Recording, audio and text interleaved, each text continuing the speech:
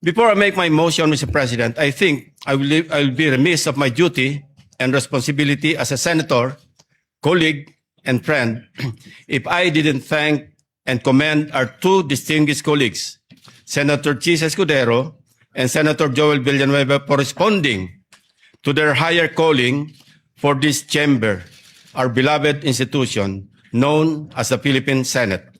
Higher than their friendships, their affiliations, and every individual member of this body, even higher than themselves.